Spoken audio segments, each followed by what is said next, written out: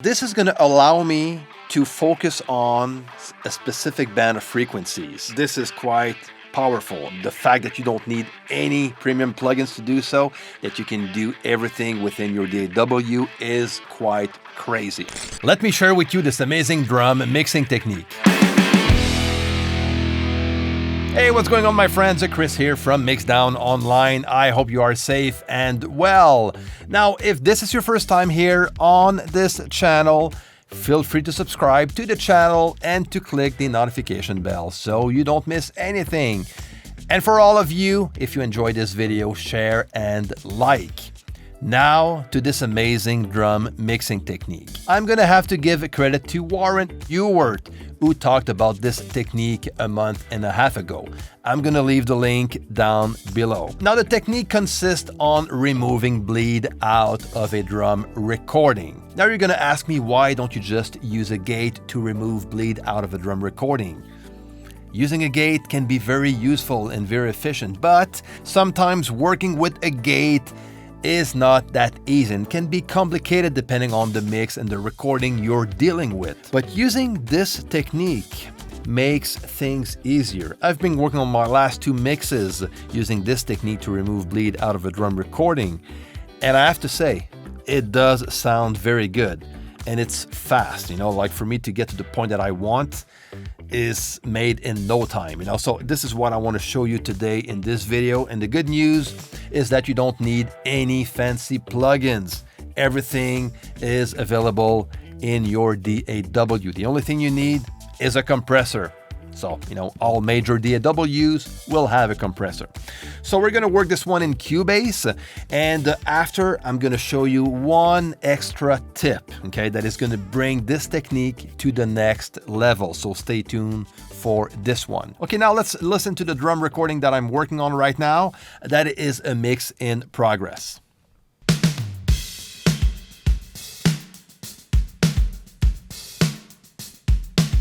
Okay, let's solo the snare.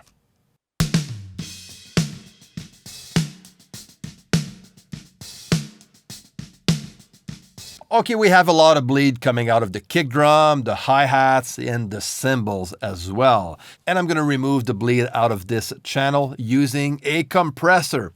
Yes, you heard me, a compressor, okay? So let's start by duplicating that channel. And then I'm going to solo the duplicated track also. Okay, now the sound is louder because I have both tracks playing at the same time. What I'm going to do is to open the channel settings window of the copied snare channel. And I'm going to click on this little button here, which is going to reverse the polarity of this channel. And now if I click on play, I get no sound. And that is because I reversed the polarity of this channel, and when both channels are played at the same time, they will cancel each other out. So what I'm going to do next is to add a compressor on the duplicated channel. So I'm going to use the stock compressor from CUBASE, which is a basic one. So I'm going to bring my ratio up to the max, which is 8:1 in my case, bring my threshold up to 0. And I'm going to make sure the makeup gain is turned off, okay? Because this is going to mess with me a lot if this is on. So I'm going to keep it off. Now, while we listen to what we have, I'm going to bring down the threshold so you can listen to what that does to the signal.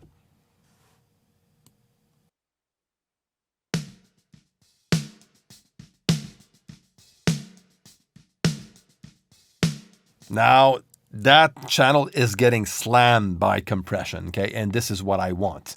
Okay, now I'm getting some signal, and I'm starting to get rid of that bleed. So let me explain to you what is happening here.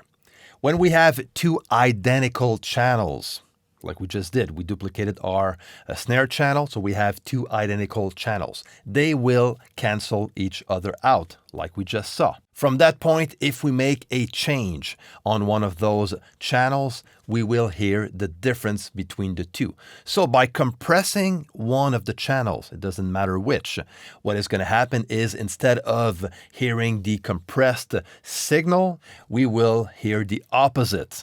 We're going to hear the dry signal coming out. I'm going to go a step above here and work with the attack and release. Now, the attack time needs to be at the fastest possible. Okay, so I'm going to make sure this is the case, or else it's going to chop the transient off if I bring it too slow. So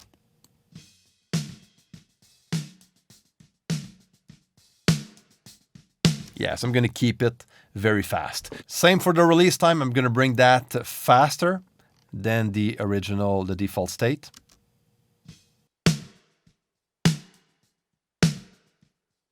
Now I have way more control on the bleed, you know, by reducing the amount of sustain of the signal. So I'm getting rid of a lot of bleed here. So now I'm going to find the sweet spot with my threshold.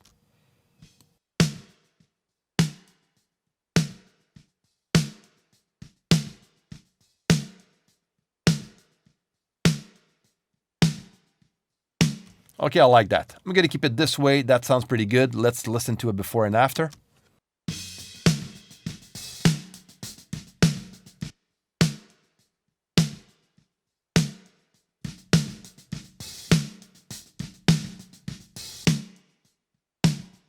Pretty impressive. And I got to this point in a very short amount of time, which is great.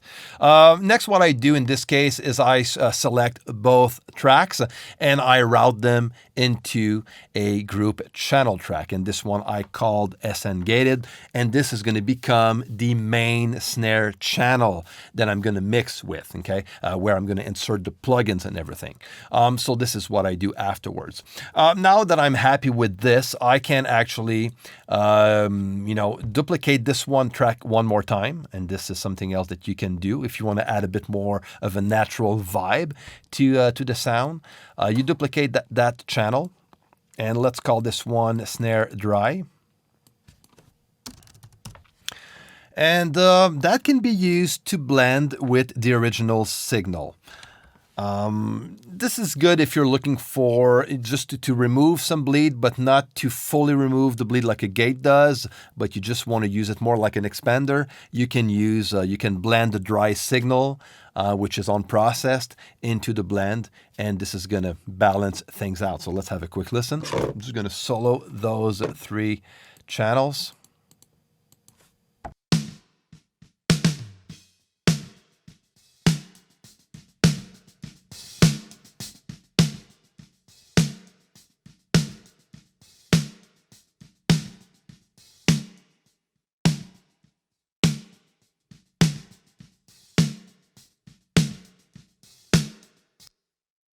You can also, instead of having an extra channel, you can also bring down the volume of one of those channels, and that will basically do the same.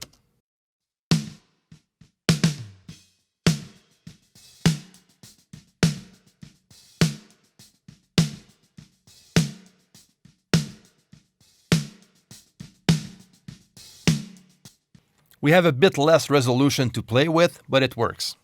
So there you go. So this is what this technique is all about. After this point, you can do the same using the bottom snare if you want to. You know what? Let's just do it briefly. I'm going to use my bottom snare, duplicate the bottom snare. I'm going to solo this one and this one. Make sure the duplicated bottom snare channel has the polarity reversed. Have a quick listen.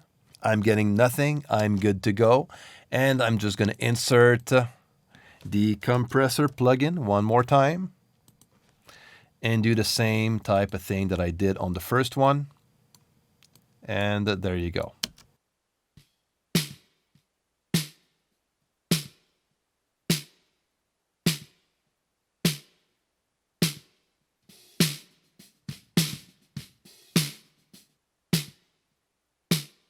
Okay, so that's cool. Okay, so now let's listen to the entire thing in the context of the drum mix.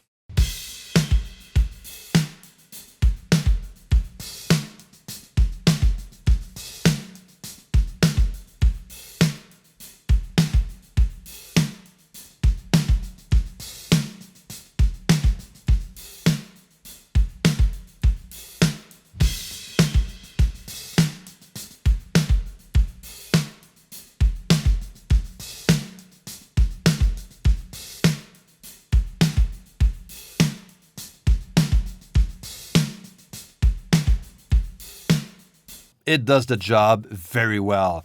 I get way more control over the bleed. You can hear it right away, especially that now I already have some parallel compression going on the snare. So that bleed is way more noticeable with that parallel compression. And this is something, you know, that helps me to just get more control over that snare sound, you know, to keep it clean and punchy. And this is what I get by removing the bleed out of this recording. So there you go. This is how this technique basically works. Let's go a step further, okay, and transform this technique into a frequency-based gate plugin, okay? All right, so what I'm gonna do on the duplicated snare channel is I'm going to add a EQ after the compressor. Okay, so I'm going to use frequency to do so. Now, this is going to allow me to focus on a specific band of frequencies where I want the bleed to be removed. Okay, so this is quite powerful and very cool. And the fact that you don't need any premium plugins to do so, that you can do everything within your DAW is quite crazy and very, very useful. Okay, so let's try it out on the snare.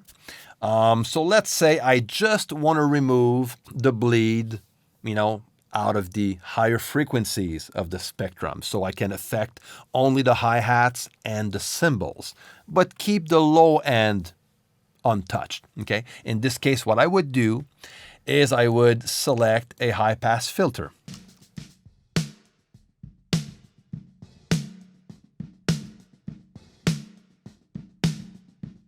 So now everything below 200 Hertz is untouched. The bleed is not getting removed, but everything above 200 Hertz, the bleed is getting out of the equation, okay? So this is a way you can get even more control and use this technique as you would with a multi-band gate, for example, okay? Now, instead of using a high-pass filter, you can also focus on one specific band of frequencies. For example, if I want to just keep in the equation everything at around 100 Hertz, I can just use a peak EQ curve, and that's it.